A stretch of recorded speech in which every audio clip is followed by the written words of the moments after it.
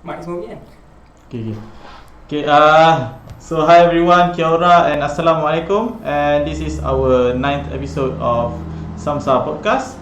So today our podcast is held at EPS, which is Engineering and Physical Science Library, which is the first time for me. So we have two amazing guests today, which are Danish Laidin, if I'm correct. Yes, correct. And Azim Rushdie. Yep. So both of these gentlemen have amazing knowledge within our topics today. So I would like to invite Danish first to introduce a little bit about himself. So please, Danish. Alright, Assalamualaikum warahmatullahi wabarakatuh. My name is Danish. I'm from Petaling Jaya, Malaysia. And I'm doing my PhD in chemical and process engineering.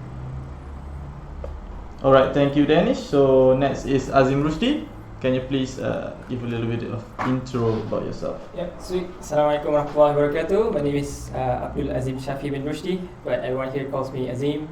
I am from Bandar Baru Bangi, Selangor. This is my 4th year in University of Canterbury.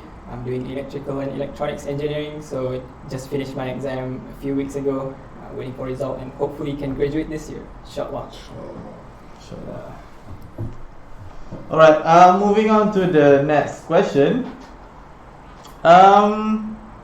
So this is either one of you. So tell us. I have a better. Yeah. Tell us the brief background and history of UCMUSA as a club. Right. So Yeah. So UCMUSA is the long name is UC Muslim Students Association. Did a little bit of homework looking up at the club just now. It was established in 2005. Not sure who's the founder, but so UCMUSA is essentially it's a club that is for Muslim students. One of the main aims is they want to encourage unity among the students. They do a lot of activities involving Muslim students, but not only the Muslim students. They do in university. They do things like lectures, barbecue, sports. So every year we always have Islamic Awareness Week, but this year we couldn't make it. But the previous years we've always had Islamic Awareness Week, aimed at spreading awareness about Islam to the non-Muslims. And UCMUSA also did a lot of community work as well outside of the university. So it's not only limited to the university, but also outside of university as well. And the main goal is to unite the Muslims, pretty much. So, yeah. Alright, thank you, Azim. Is that all?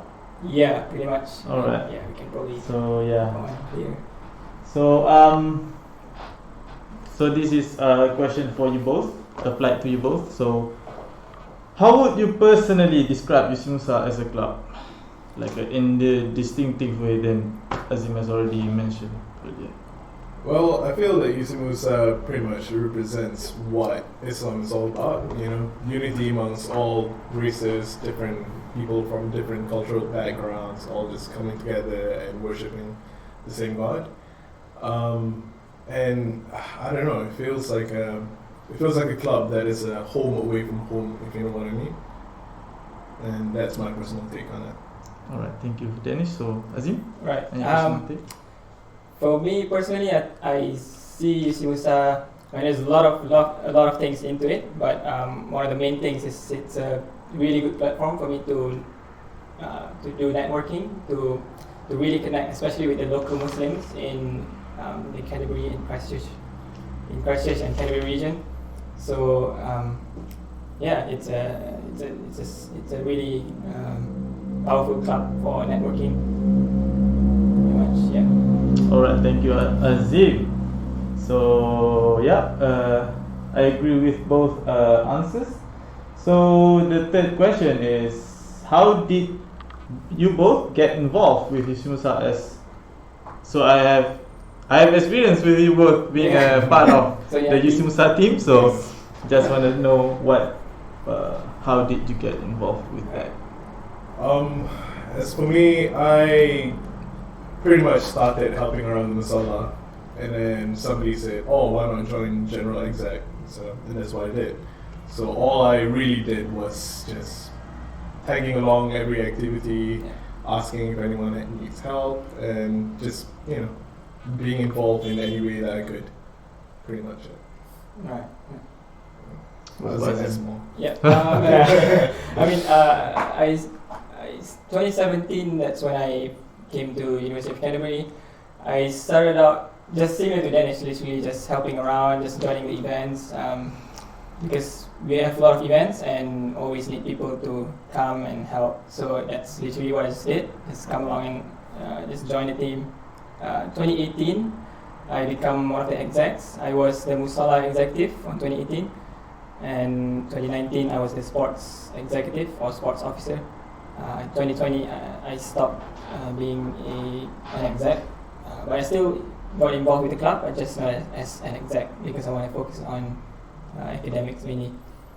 But so the way I started getting involved with UCMUSA, it's by tagging along with the activities that they do, and also I like to hang out at the Musala. So a lot of the UCMUSA members are in the Musala, and we pretty much, like I said, network there, and somehow I was involved a lot with the club. So Okay, interesting.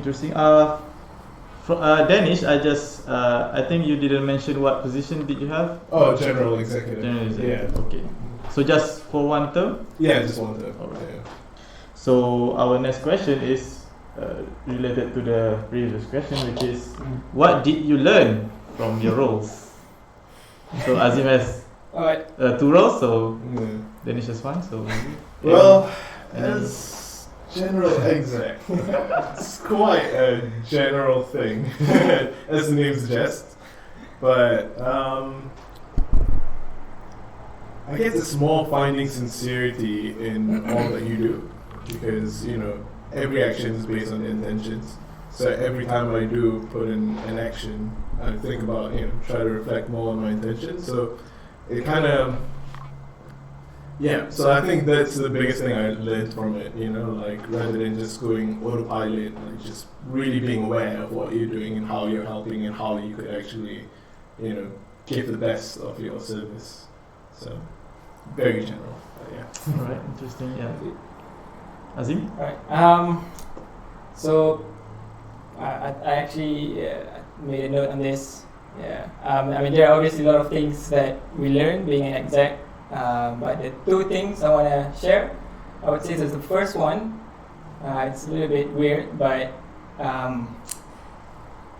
from my experience as becoming the exec of the club, I noticed that whatever ideas that you have in your head, usually it's way better than when you actually perform it. So when it helps me to reflect that when other people are doing the club's work, instead of like complaining or say could do better, it's actually when like in your head you may think that you can do it, but when you actually do something, it's usually so hard. It's like it's gonna be a little bit worse than what you imagined at the start. So throughout the 2 years, we organized a few events, and usually that's always the case. Like you have it in your head, it's good, but when you actually do it, it's like pretty average. So like for those who haven't been involved in any clubs, it's really important for you not to, like when people are doing things for other people, you shouldn't condemn them or bash them or something like that. The second thing, you may not like me for saying this, but you need to be selfish. That's what I learned from becoming exec. And part of the reason is because if you are not selfish, then it's really hard to balance between the clubs and also your personal life. So it's obviously you're not being like a person who's like selfish all the time, but you need to make sure that you have the, I guess, the discipline to like manage your time, and at times you have to say no at certain tasks, because involved in the club, I mean, any executives will likely say there's a lot of sometimes we feel overworked, like too many things to do, and like there's just not enough people to help kind of thing. So it helps me realize that when working in a group, it's really important for you to be selfish in a way, so that you can have time for your own self, and then you help out with any other things. So we start to serve others. Yeah, exactly. So. Yeah. So during your time with the roles, what are your priority lists, like study, UCMUSA, or maybe play sports, your own gym time? What are the rankings? Yeah. Can we know that? Yeah. I actually made a big mistake in 2019. I was too involved with the club to the point where my academic was really bad. Like, because I'm here on scholarship and have to maintain a GPA, certain GPA, and I was 2 semesters below the minimum requirement GPA, and I put the blame on me getting involved with the club, but it's actually my poor time management. But after learning, the main priority for me after making those mistakes, it's academics. Academics is always number one. By academics, I mean the assignments, the tests, those basic stuff. And then I would say it's pretty hard. I'm not sure if I think my own physical health is physical and mental health is number 2, and then the clubs. So the clubs is a little bit number 3. Okay. So Yeah, thank you, Azim, with a very colorful answer. So our next question is gonna be, what is your favorite event or experience throughout your time with UCMUSA? Maybe as an exec, or maybe just a member. Yeah, just one. Well, for me, it's the Ramadan iftars in Musala. Yeah, I mean, I don't know. It's the best thing. It's you would be involved with dishing out the food and everybody sharing the food, and after that, just being together with prayers and stuff. It's beautiful. Yeah, good times. Yeah. Not this year though. No, not this year. Yeah, we don't have it this year, so Last year was amazing. yeah. So what about Azim? I mean, I'm gonna say the same thing pretty much, but well, I guess that's the best. It's always Ramadan because iftar is amazing. I think the second is probably the paintball that we had. It was last year. That was it was pretty cool. It's the first time I had paintball here in New Zealand, and it's good. Is that your event? No, it was Nuru, right? Nuru, yeah, Nuru Zealand, yeah. Shout out to Nuru. Shout out to Nuru. Okay, thank you for your answer. So the next, I just have one question. What about the recent awards event? Is there an awards event for UCMUSA? How was it? Are you talking about the UC one or the ones that No, the UCMUSA? UCMUSA. Right. So that was do you attend it? yeah, both of us actually. Okay. Yeah. So it was basically like they're making it an annual thing. It's an appreciation to the execs or also non-execs who has done a lot of contributions to the club, because so many times we have a lot of amazing people working in the club, but they just don't get appreciated. So one of the members actually decided to make an initiative to actually appreciate these people in a proper award. So yeah, inshallah, let's say it's going to be an ongoing thing. So just to give appreciation to the members. Amazing, UCMUSA. And also, congratulations for being awarded the International Club and also the UC Supreme Club, right? Yeah. The biggest, right? Yeah, the biggest one. Yeah. Amazing. Alhamdulillah. Alhamdulillah. So yeah, the next question is, what are your hopes for UCMUSA moving forward? Well, the biggest thing for me is being more involved in the community. It's not like we're not involved, but because if you look at other big clubs, like in UC, we have the Student Volunteering Army. They are very much involved in every community activities. I feel like UCMUSA would have, I mean, as a platform for not only Dakwah but also to be more involved in the community, it would be better for us to be taking more participation in these sort of activities. But it is quite, I mean, it's not, obviously saying it is easier than doing it, but yeah, that's my hopes. Yeah. Azim? For me, I would love to re-mention one of the brothers. His name is Ayman.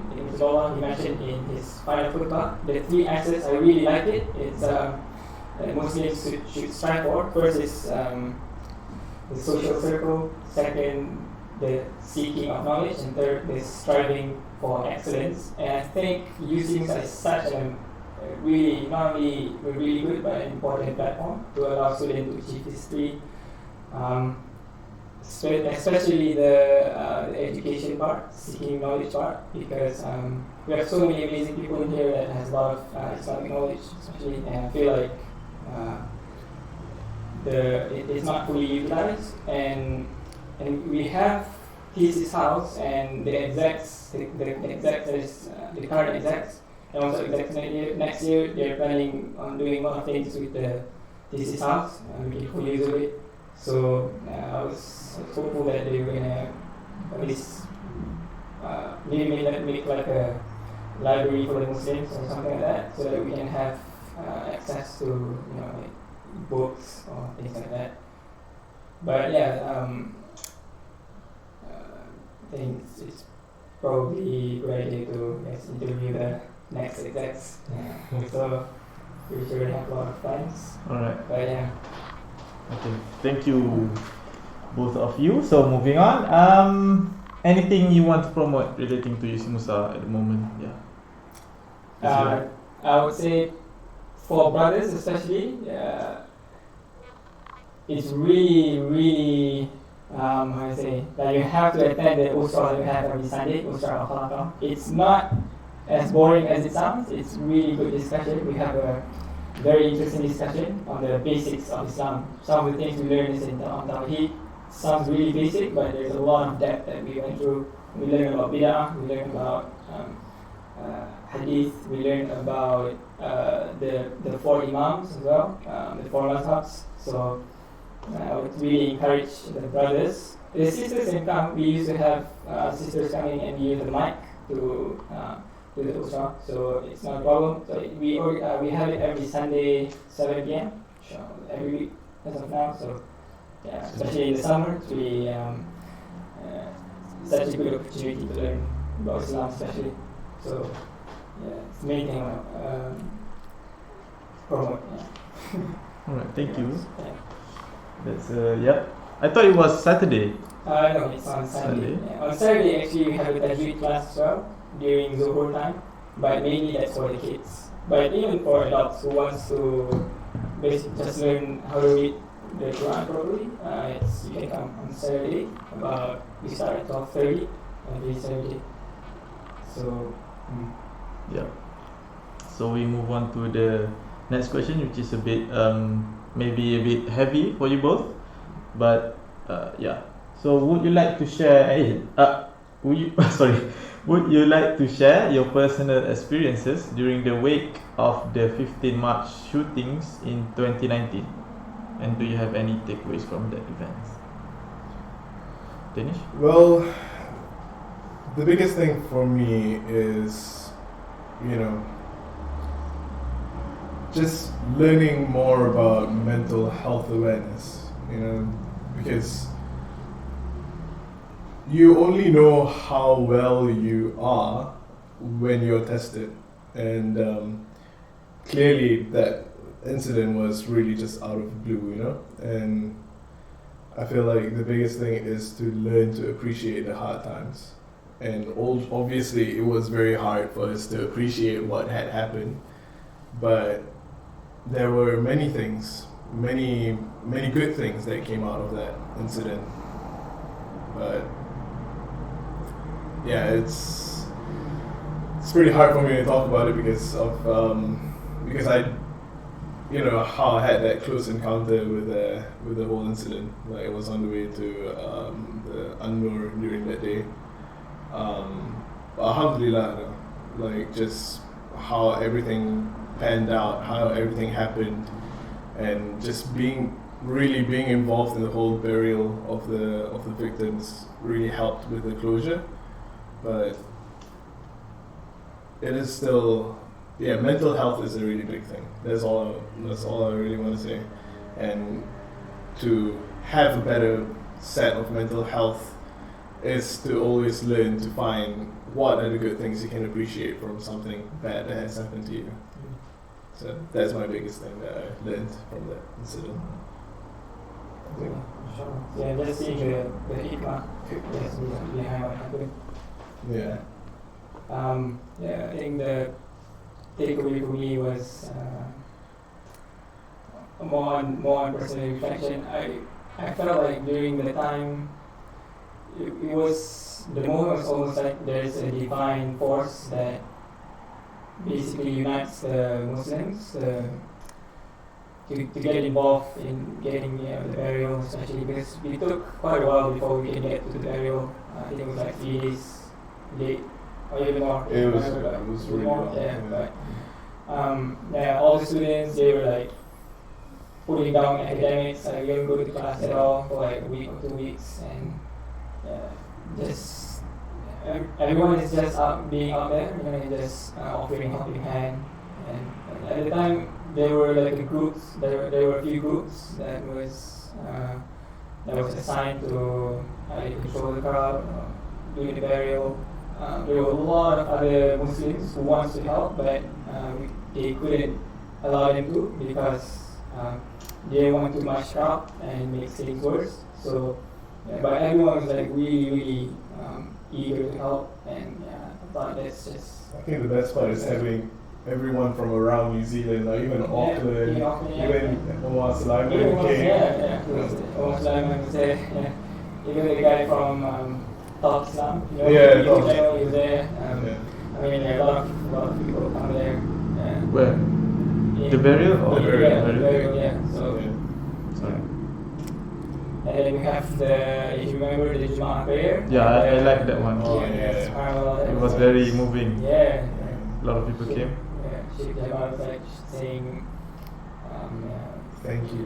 Thanking the community. So I think it was like a really divine moment. Like the rahmah of Allah was like just showering around passage. So, Alright, beautiful answer from both gentlemen. So we move on. So yeah, basically UCMUSA topic is already finished at the moment. So we're going to go for the next main topic, which is fitness. So as you guys can see, both of these gentlemen have a very good health. Inshallah. Alhamdulillah. So okay. So the first question for both guys, what are your views on physical fitness, and can you give any Islamic reference, perspective, or maybe like Sunnah? Yeah. Well, Danish? yeah, because everything that is given to us, we have a responsibility over them. Just like, so we're given a body, we're given a mind, and we're given a soul. And we have responsibilities over all of them. And one thing that has been pretty much underlooked these days is the body, which is to keep physical fitness. And I've got a hadith here of Sahih Muslim 2664. If anyone wants to check on me, please, if I'm wrong, forgive me. Abu Hurairah reported, Allah Messenger Sallallahu Alaihi Wasallam as saying, a strong believer is better and is more lovable to Allah than a weak believer, and there is good in everyone. So it's a long hadith, but that's a part where really focuses on just the importance of physical health and how it is beloved to Allah to be physically fit. And Yeah, well, there are a lot more examples even if you look at Rasulullah's life and how he is. He is a very fit person, yeah. And while he is the best of creation, but yeah, so. And other than that, yeah, it's just a big challenge for us because we're so used to sitting behind computers or studying, especially for us students. We're just studying. So it's important to just get out and get the blood pumping and work out. Work out, Yeah, that's it. Physical fitness. I've listened to an interesting discussion between a few. I can't remember the name, but it said that health is basically a need, that we all need to have health. But fitness is it's something optional. It's fitness. It's for if you want to accomplish a task. So, like for example, you want to swim 1 kilometer, if you want to run for 30 kilometers, that will require fitness. But health, it's just general health. So for me, the important thing that we need to start is health. Fitness is a choice, but it's something that would distinguish a good person and a great person. If you want to be great, you need to be fit. And you need to specify what kind of fitness are you into. Are you into strength? Are you into endurance? Are you into anything up there? So CrossFit, not recommend that. CrossFit's good. But yeah, so fitness, it's specific to something that you want to do. Yeah. Just want to add to you and to ask Hazim. Yes. So you said that health is a need. Yes. So obviously, if you wanna have a good health, you have to still exercise. So like from what I know, what you eat is probably like 70% of that 70% contributes to your health. Yeah. So like what are your views on like what do you eat versus exercise to have a good health? It has to be a balance. I wouldn't say. I'm not sure the percentage. I think people use that as a marketing strategy. They say you have to buy my protein and stuff in order to be fit, kind of thing. But me personally, I tend to take I tend to be more simple in my approach. So I don't emphasize too much on taking care of like how many grams of carbs, how many grams of protein, kind of thing. As long as you don't skip your meal, and as long as, like Dennis said, you don't live a sedentary lifestyle, just sitting around, then generally you'll be healthy. Yeah. But I mean, you know yourself, if you eat junk food every day, then you're not going to be healthy. So I guess my short answer is moderation in whatever that you do. Moderation. Yeah. So just aim for moderation. Pretty simple. Right. Good answers from both. So we move on to the next question. How and when were you exposed with activities like weightlifting and powerlifting?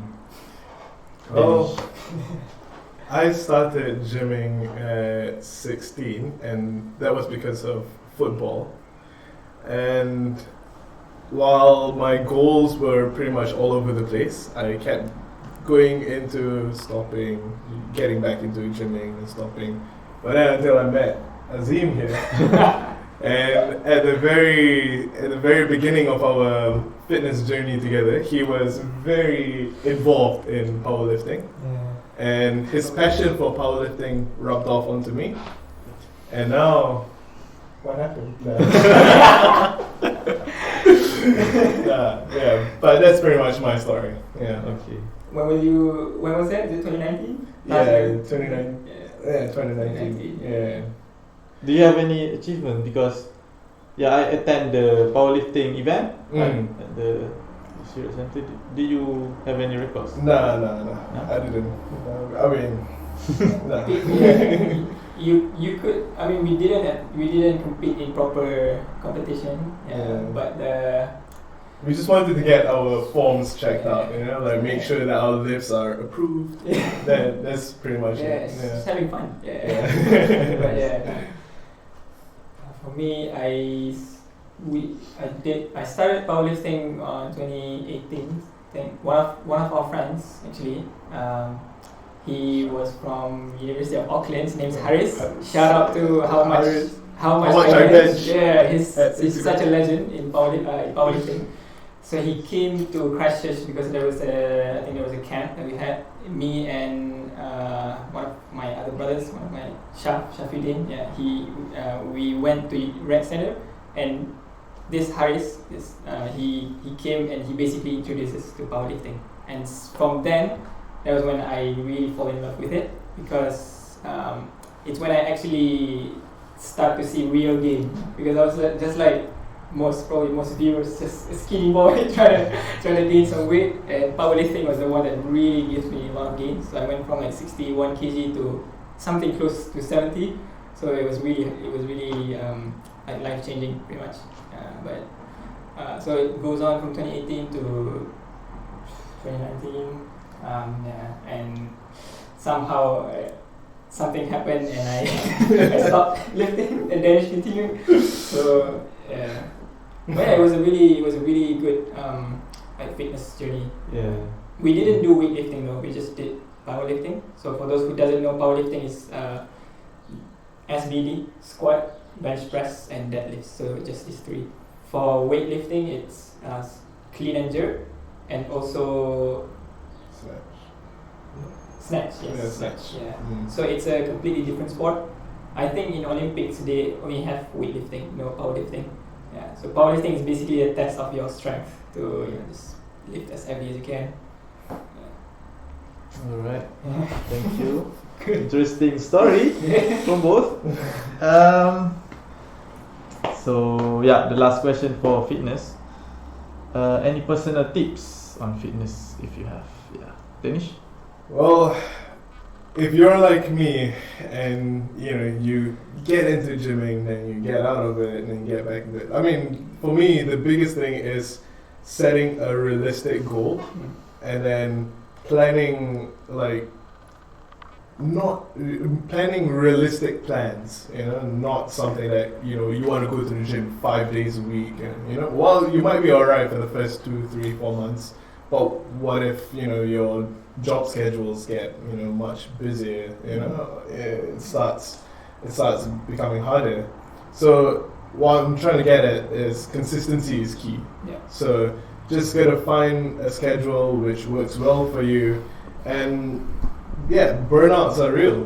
Like once you work out, like once you go really hard, maybe for about 5-6 weeks.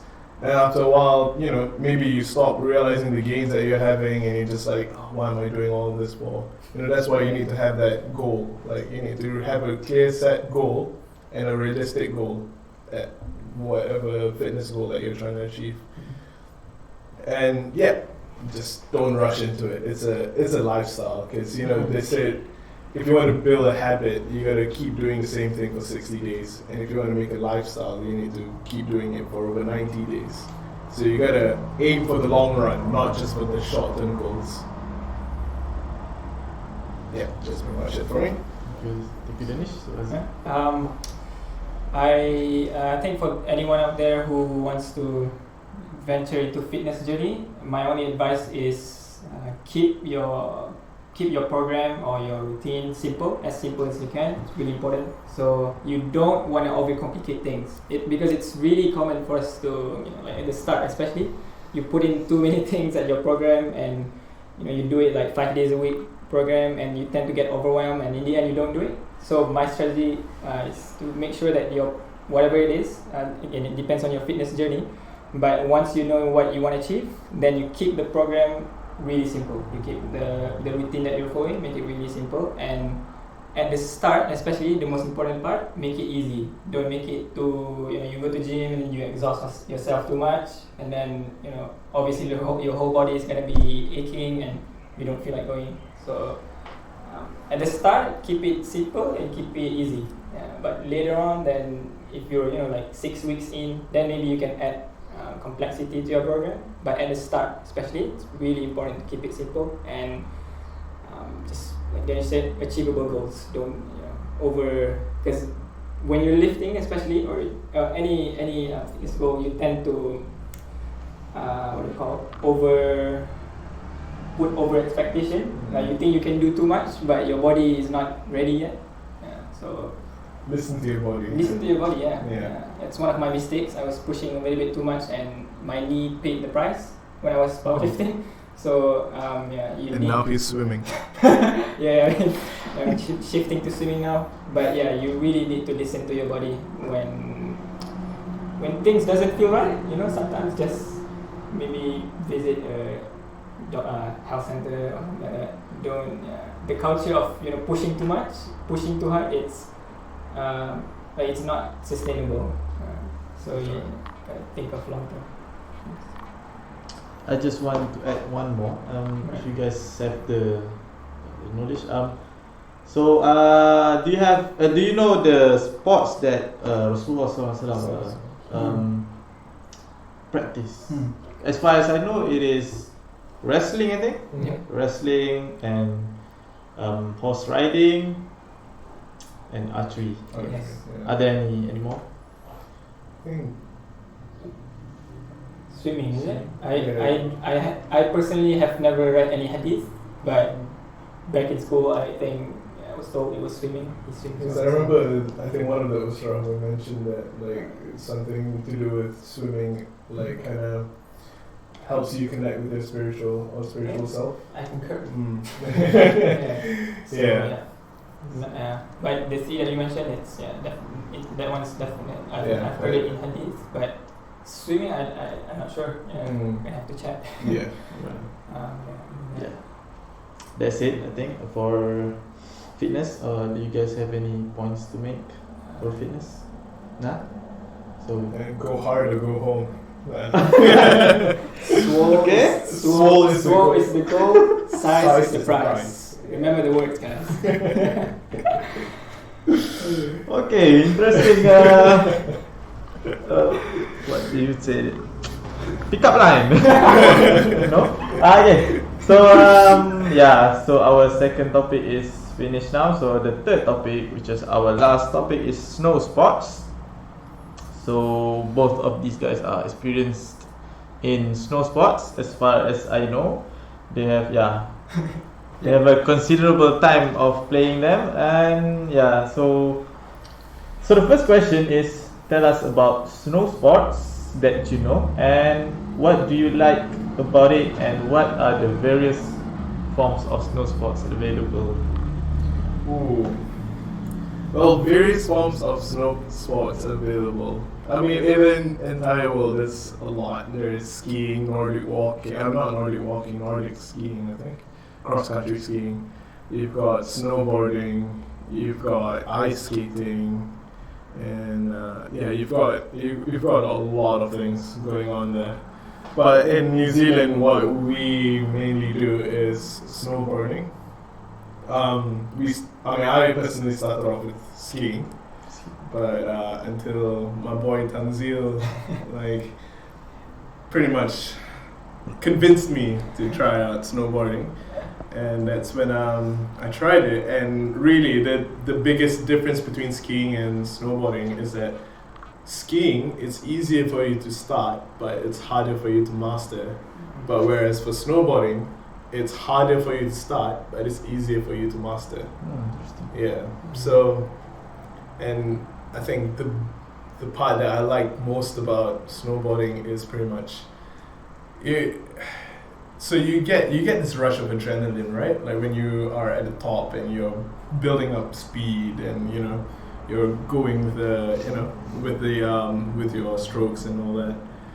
But when you fall down, that's when your ego really bites back at you, and that's the thing that I like the most, because it's about keeping yourself grounded, because if you are on cloud 9 as you're snowboarding, you feel like, oh, I'm invincible and all that.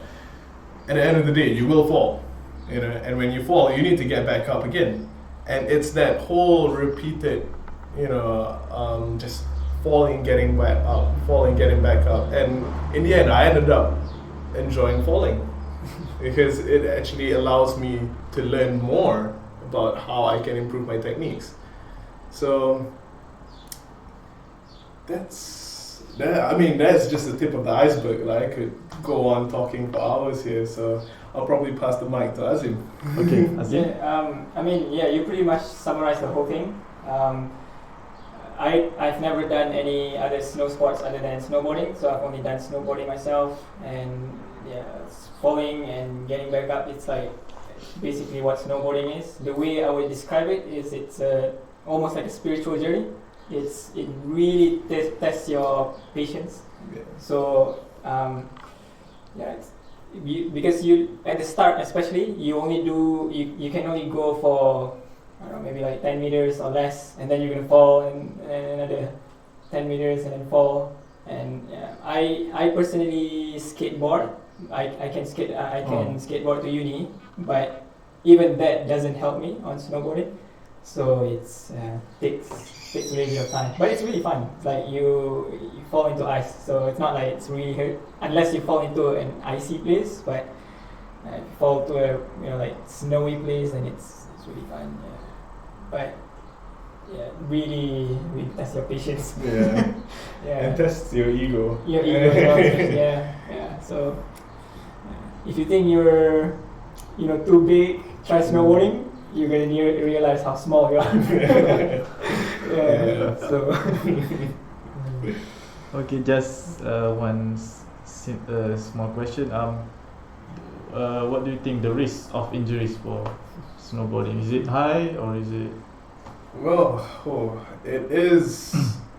It really depends on what sort of person you are. Because if you're on the bigger side of the spectrum, one fall could be catastrophic. But even if you're on the smaller side of the spectrum, but you fall wrongly, like for example, I have had a couple of instances where I felt like I had injured something bad. Like, I remember I fell down once and I felt like one of my bones at the back here was a little bit dislocated, and I felt the pain all throughout, like for 2 weeks. But then I realized that it is about how you fall. Like, usually when you're about to fall, you try to fight it, you try to tense up, you try to but at the end of the day, you need to just go with the fall, just accept it as it comes, Yeah. Don't fight it, just take it, okay, I'm gonna fall, Take it like a man. Yeah, pretty much. And it's just like a few pointers, like if you're a snowboarder, tuck your shoulders in, try to fall, lay flat on your back rather than trying to twist or try to land. If you land on your arm here, you can dislocate your shoulder. So you just try to tuck it in and then try to land with your body on your side instead. Stuff like that. So if you have someone who pretty much teaches you how to fall, you'll be alright. Okay. Yeah. Teaches you how to fall. Yeah. That's quite the opposite. Yeah. I mean, you have to have a proper form when you fall, otherwise you end up, like you said, using the elbow and hurt yourself. Yeah, especially here, the wrist. The wrist. Yes. But I would describe it as a really extreme sport. It's really easy to get injured, especially if you don't have the proper gear. Yeah. So when I was starting to snowboard, I don't use helmet. Out of sheer arrogance, I thought I was good, but fell down once, and it's really like you can snowboard without helmet, but all it takes is one hit, fall and then hit your head, and if it can damage your I don't know I think it can damage your brain if you are not careful. So but it's fine, it's worth it's worth the injury. Yeah, for me personally, I just experienced once, and I never do it again. Was it snowboard or was it? I was skiing. It's hard, it's cold, and I don't want to do it again. It's quite what it depends. Yeah, it's alright. So okay, the next question is, where and when can you snow sports in Christchurch or New Zealand in general? And where have you been so far? Danish? Well, I know in New Zealand you do have, in North Island would be, What's that big mountain called? Do you remember?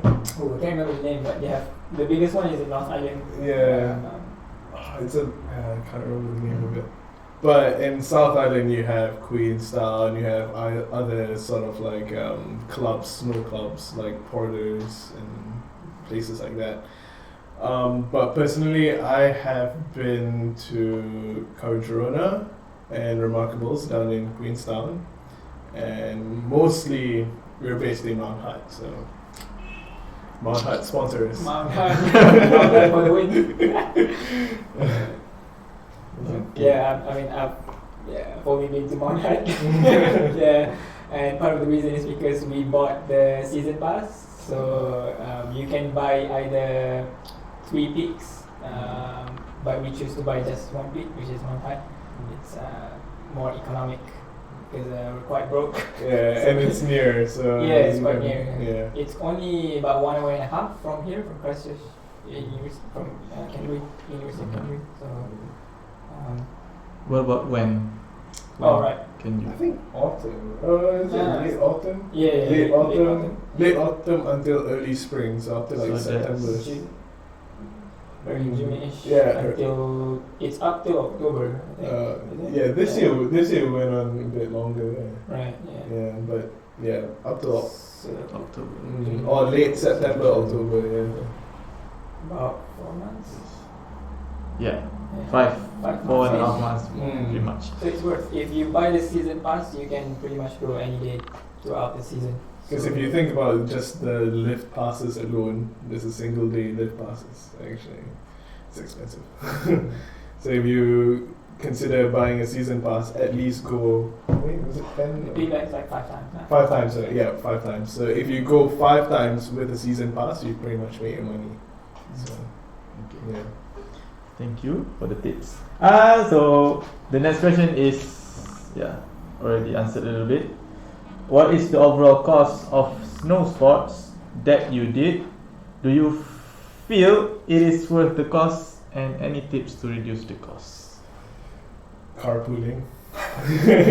So that means like just go with a bunch of your friends and chip in for petrol, and buying your own gear is actually really worth, especially when Cusk, Canterbury University's Snow Sports Club, I think that's the one. They have their annual sales, and you can really get cheap gear there, and it's better than having to rent out every now and then. And plus, having your own gear will actually allow you to measure how well you're getting after every time you visit the mountain, and you actually know how well you're progressing. If you're always using rentals, it takes a while for you to get used to your gear, and then you switch on to another gear and stuff like that. But it is worth the cost if you know why you're doing it. Like as for me, since I use it more as a way to kind of blow off steam after an entire week of just studying or doing work. So going in the weekends is a perfect way to spend your weekend. But yeah, it depends on what your aim is, what you're trying to get out of it.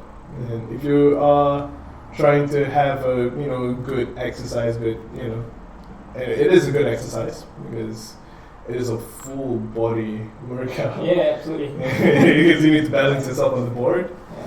And on top of going to the gym, snowboarding. I remember when we went there, because I wear the steps watch, it was like probably 15,000 steps. Oh yeah. Which is crazy. Yeah. Like the whole day. So Yeah. But in terms of the cost, just to give you a little bit of idea of how much it costs, it's the season pass that we bought is about $350, I believe, or $320, something like that. Let's say it's $350. If you want to buy the gears, the boots, you can get it from $100 to $200. Say it's $150. I bought it $150 from the snow sale. Helmet is, you can get cheap ones, but I would recommend that you get good quality ones because you can always sell it back. So it's really easy to sell back here. So that's what I did personally. The helmet is about 100 buck for the good one, for 100 to 150. The gloves about 40 bucks one glove. It's a really expensive sport, but The initial cost. the initial cost, yeah. But you only need to buy once. The snowboard themselves, I bought it for 150. I bought it from Facebook Marketplace, but it's really good quality. The jacket, we just use our rain jacket. Yeah. And also you need the waterproof pants, so that's pretty cheap. So I would say probably around 700 bucks total, 700 to 800 bucks, including the season pass. Yeah, and again you can always resell it. So like my boot, for instance, I bought it for 150 and I sold it back for 100 bucks. So basically the cost is 850. If you were to rent, it would cost 40 bucks just to rent in one day. So it's way better to actually buy. But you need to have a plan on selling it, like not too late, or otherwise it's quite hard to sell. Yeah, but otherwise you can always sell during the CUSCC winter sale. So we give our items to them, they sell it, they take 20%, and we get 80% of it. So I guess what I'm saying is it's better to buy because especially if you want to do it a lot of times. And it's definitely worth doing a lot of times. If you only do once, probably it's not going to be as enjoyable. You need to commit to it. Yeah. It gets fun. It gets really fun when you start to not fall. Okay, that's pretty much it for the questions. Any last words from you both? Any shout out to any friends or? Well, I think the shout out. I feel if we go by the topics, I need to shout out to Wasim for UCMUSA, Wasim Khan. Fitness, obviously, my boy here Azim, he brought me into powerlifting. As for snow sports, Tanzil Khan, awesome guy. Awesome guy, Yeah.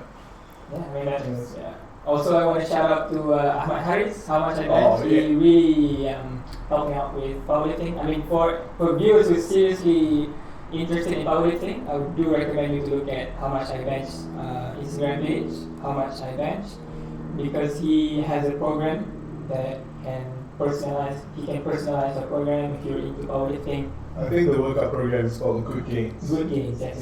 Yeah. So and shout out to Tanzil for introducing us to the snow sports.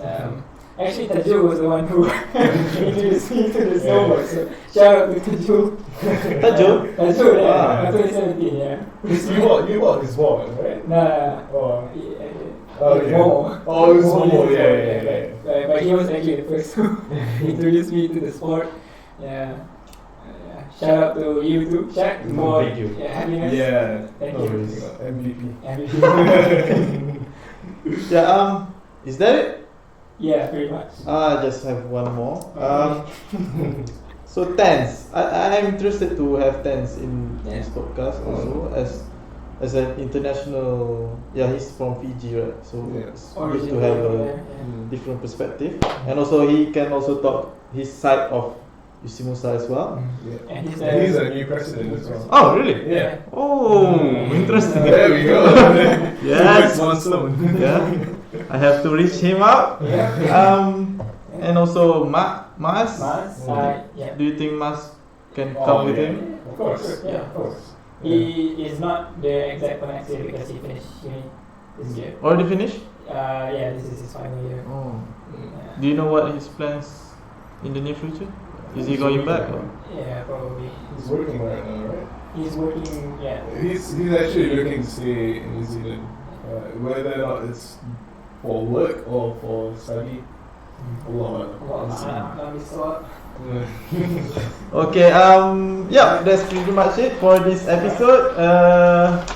Very huge thank you for both gentlemen for coming and sharing their stories and their opinions on this podcast. So for the viewers, thank you for listening. Do like, share and comment below. so that we have feedbacks. And yeah, that's pretty much it. Thank you. Thank you for having us. Having us. Yeah. Assalamualaikum, and have a very good day. Assalamualaikum. Assalamualaikum.